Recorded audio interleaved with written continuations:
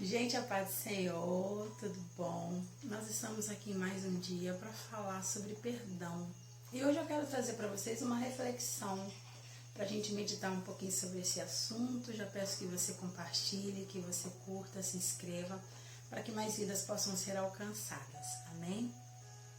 Havia em um vale de Sapé pessoas muito miudinhas que eram chamadas de panidos. Eles eram bonequinhos feitos de tecido, revestido com espuma, muito fofo, tão fofo que eles tinham o hábito de se abraçar entre si. Eles eram trabalhadores e havia de todo tipo de profissão, gente que fazia teatro, cantava, construía, etc. Eles tinham um hábito entre eles. Na medida que eles acertavam, eles recebiam faixas com elogios, falando de sua qualidade ou de seu feito. E na medida que eles fracassavam, que eles erravam, eles também recebiam um apelido negativo. Entre eles havia os panidos com sucesso, e esses eram quase que idolatrados, porque só carregavam em seu corpo faixas com qualidades. Havia entre eles os panidos equilibrados, que eram aqueles que conseguiam dosar quase que meio a meio entre qualidades e defeitos. E havia os panidos fracassados. Esses traziam em seu corpo muitas faixas com apelidos negativos. E eles tinham um hábito, por exemplo, do panido que tinha sucesso, como ele é idolatrado, só de ser visto, ele não precisava nem fazer nada novo e ele já era elogiado, porque já havia nele muito elogio, né? Então ele recebia uma nova faixa com outro elogio, com uma outra qualidade. E isso também acontecia com o panido fracassado. As pessoas só de olhar e ver que ele carregava em seu corpo várias marcas de fracasso, já chamava por outros apelidos que significava fracasso e colocava em seu corpo. E eles eram rejeitados, porque muitos panidos não gostavam nem de estar junto com esses panidos fracassados, com medo de ser chamado de algo negativo só por andar com aquele panido que trazia uma imagem de fracasso. Um dia, Deco estava cansado, exausto, porque ele não acertava nada. Em seu corpo havia vários apelidos negativos e ele começa então a chorar. Ele nem tentava fazer nada novo porque ele já sabia que ia fracassar. Ele nem tentava acertar porque ele sabia que ia dar errado. Mas nesse dia ele começa a chorar desesperadamente. E ele grita tão alto, o seu desespero é tão visível que uma multidão de panidos começa a rodeá-lo. E quanto mais alto ele grita, quanto mais alto ele chora, mais apelidos negativos ele recebe. Mais faixas dizendo que ele não era ninguém ele recebe. Até que no alto do seu desespero, Patice aparece, rompe a multidão, entra na frente do amigo e tira ele de lá. No período que ela entra para poder salvá-lo, ela também recebe apelidos negativos, várias faixas grudadas em seu corpo. E ela consegue retirar ele dali.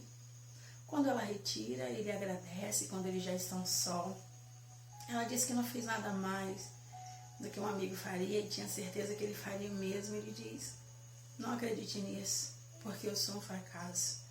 E nesse momento ele observa que em Patice não há faixa alguma, nem boa, nem ruim. E ele lembra que enquanto ela salvava ele, colocaram mais apelidos nela, mas simplesmente descolavam. E ele pergunta: por que você não tem nenhuma faixa? Nem boa, nem ruim, se toda a população carrega consigo faixas. E ela diz: eu não carrego faixa nenhuma já tem um tempo, nem boa nem ruim. Ele pergunta: como que você conseguiu? Porque o meu sofrimento é por causa das faixas. E ela diz: desde que eu comecei a visitar o Senhor Panoá, nunca mais grudou faixa em mim. Ele pergunta o que ele fez. Ela, o que ele fez eu não sei. Mas quanto mais eu vou lá, menos faixa fica grudada em mim. Se soltam mais rápido. E ele pergunta, eu posso conhecê-lo também? E ela diz, sim, eu vou te levar lá.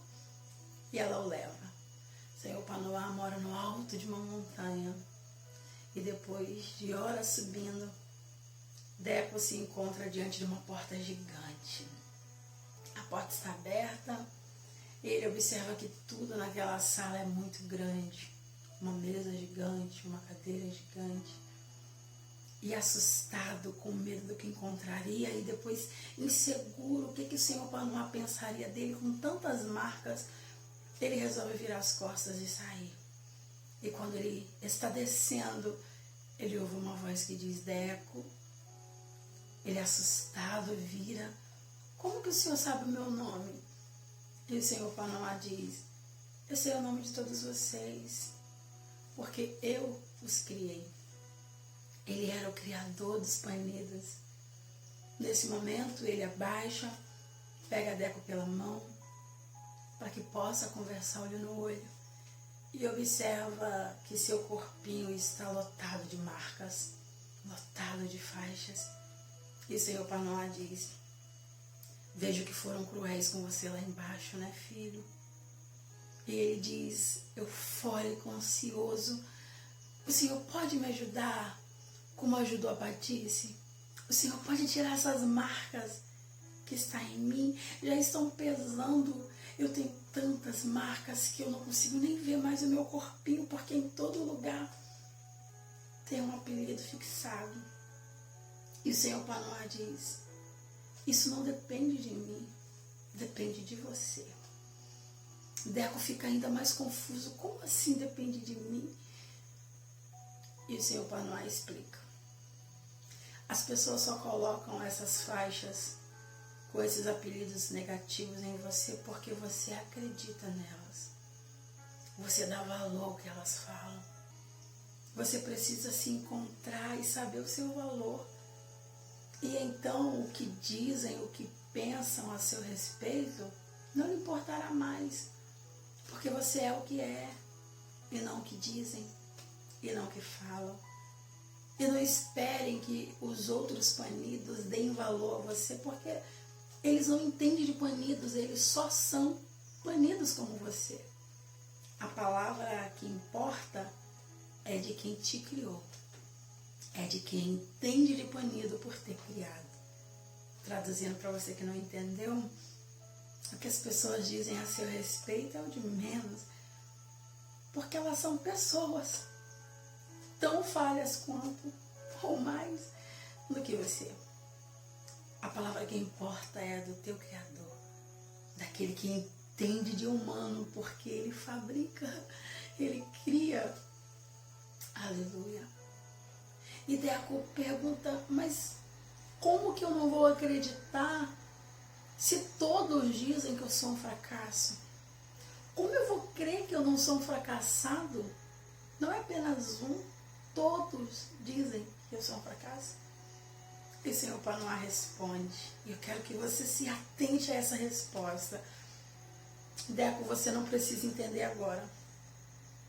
Só venha me visitar diariamente.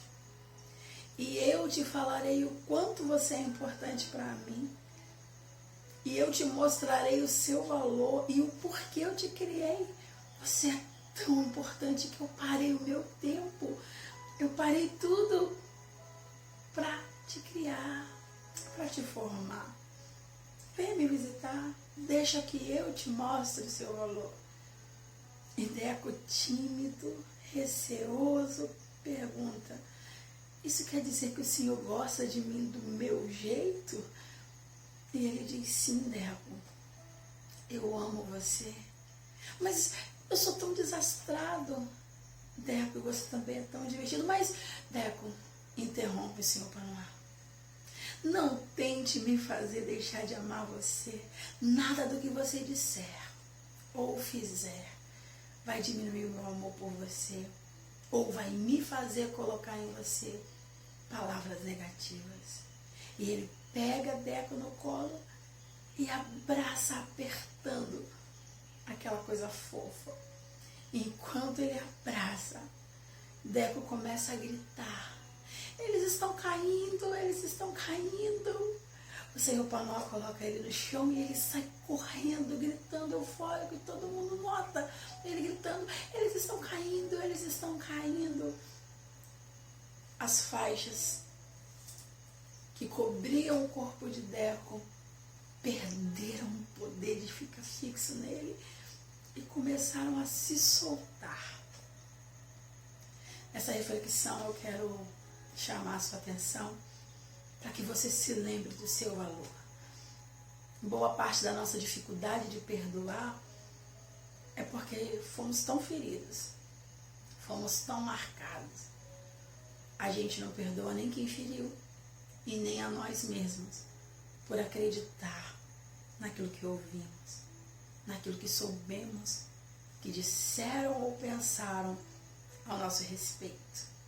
E essa dor colocada pelos outros, quando a gente dá vazão ao que eles dizem, quando a gente dá muita ênfase ao que eles pensam, não deixa a gente reagir, não deixa a gente produzir, não deixa a gente crescer, porque já tem o pensamento negativo, vai dar errado. Junto a essa reflexão, eu disse para vocês que na série sobre perdão nós iríamos trazer ajuda, tentar te ajudar a liberar perdão, chegaremos ao ponto da reconciliação, a se perdoar, e que eu também compartilharia com vocês algumas experiências. E eu quero contar uma delas. Eu sofri com um complexo de inferioridade muito grande.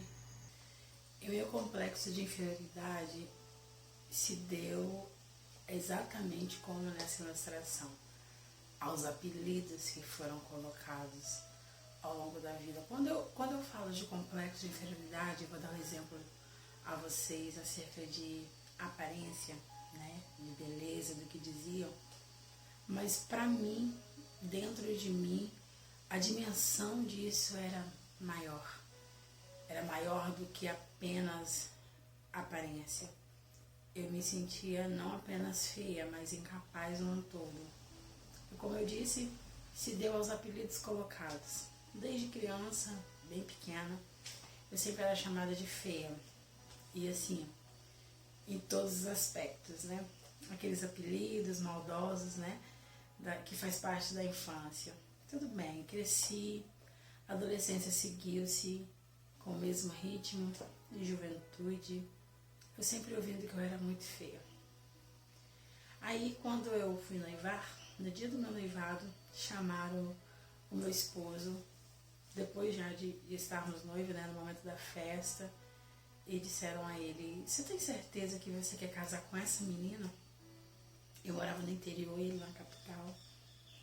E ele disse: sim, por que eles estão me perguntando? E a pessoa disse: porque você tem capacidade de achar meninas tão lindas. Por que você vai se amarrar a essa menina tão feia? Por que você está indo tão longe para buscar alguém tão feio assim? Doeu, mas foi uma dor básica, né? Só que toda faixa que vão colocando em você, ela é somatizada depois. O grande problema nosso emocional, os grandes problemas, é exatamente isso. Nós somatizamos a dor. E depois isso veio à tona. Eu casei e no segundo ano de casamento meu esposo me pediu divórcio. Depois, em outro capítulo, eu conto pra vocês essa parte, senão o vídeo ficaria muito longo.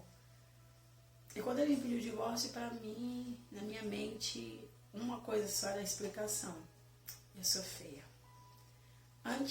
Poucos meses antes dele pedir o divórcio, pra você entender por que isso foi somatizado dessa forma, por onde eu ia, agora já adulta, casada, eu continuava ouvindo que eu era feia.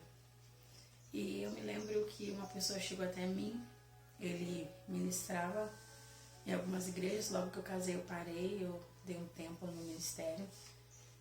E aí eu só acompanhava. Eu não gosto de contar defeitos da igreja, mas na igreja existe gente com defeitos, que na verdade somos nós, né? Então, alguém chegou pra mim e disse, você tem filhos? E eu disse, não, nós íamos fazer 2 anos ainda de casados. Não, por quê?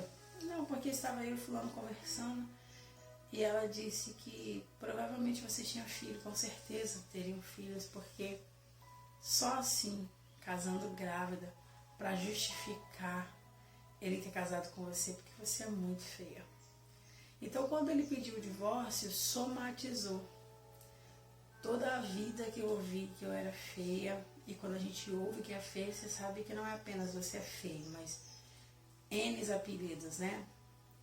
E foi assim comigo. Eu acredito que a maioria do ser humano passou por isso, né? E eu cheguei ao ponto, depois dele já não ter saído de casa, depois de ter vencido essa parte, essa crise, essa ameaça do divórcio repentino, né? Mas o casamento continuava bem abalado. Eu comecei a não poder me ver mais nos reflexos de espelhos na rua, de loja, vitrines, ônibus.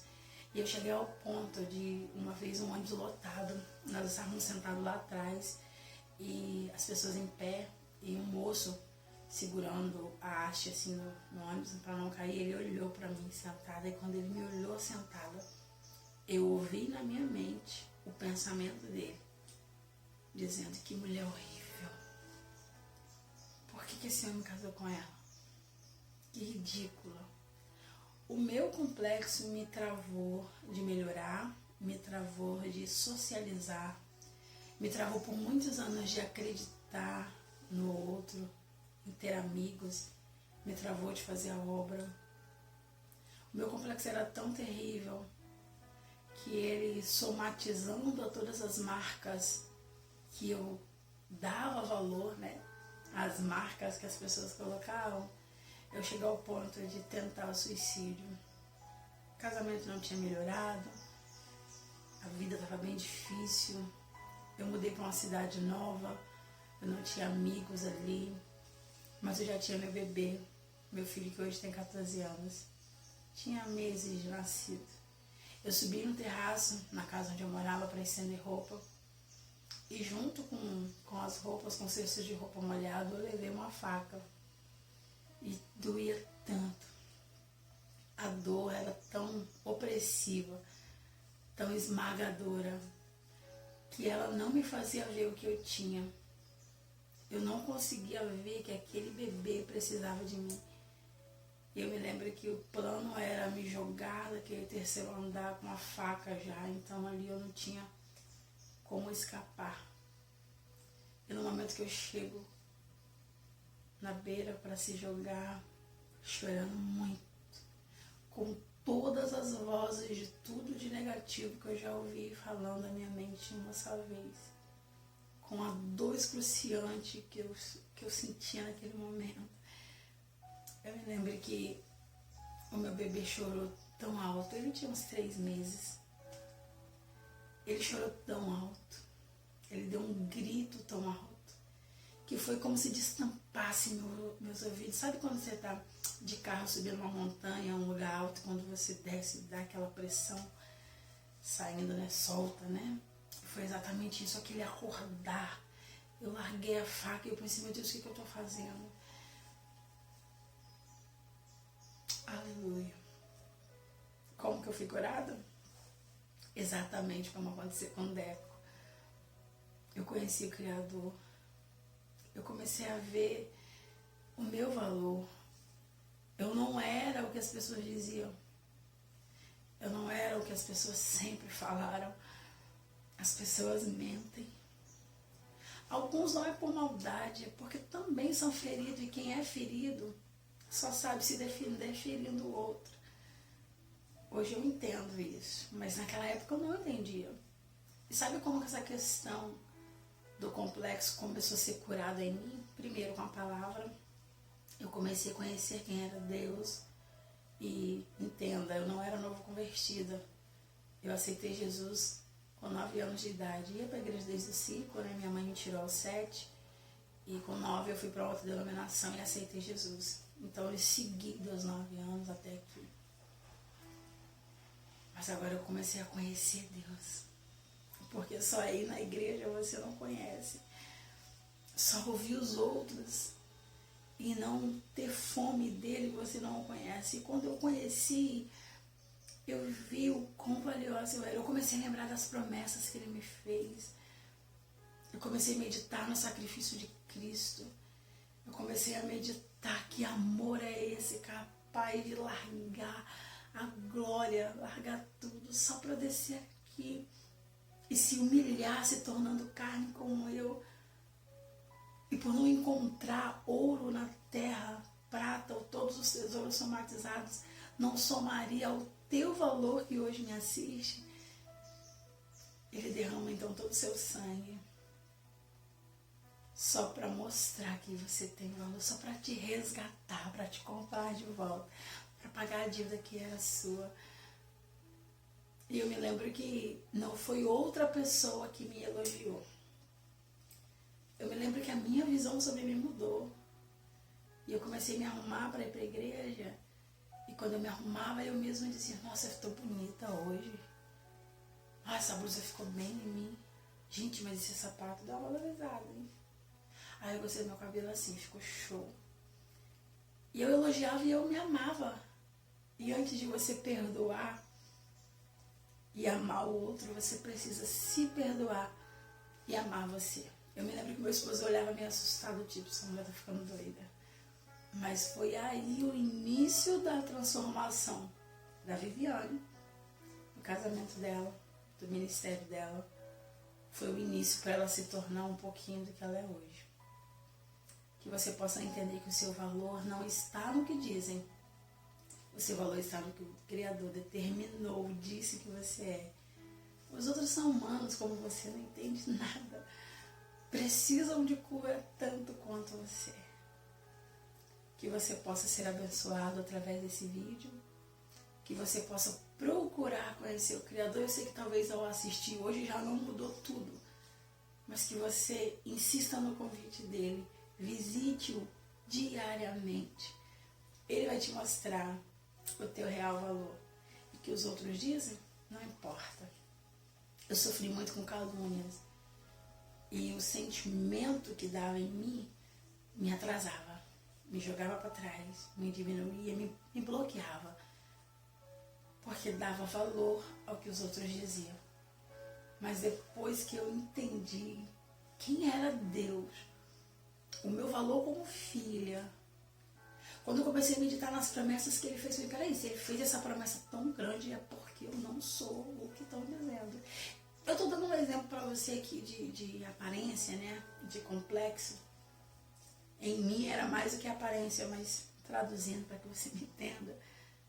Mas de repente você esteja falando com alguém que o seu complexo está em outra área, está na área de produção, você não consegue produzir porque alguém disse que você não era capaz, que você não seria ninguém, porque seu avô não venceu, seu pai não venceu, você não venceria. Dizer, olha, sua família, nenhuma mulher foi direita, você não será. E você começa a acreditar. E nem tenta ser diferente, porque você quer de família, todo mundo foi assim. Mas eu tô aqui para te dizer que há um basta nisso. Você não é o que dizem que você é. Você não é o que as pessoas pensam, julgam a seu respeito. E daí que estão falando?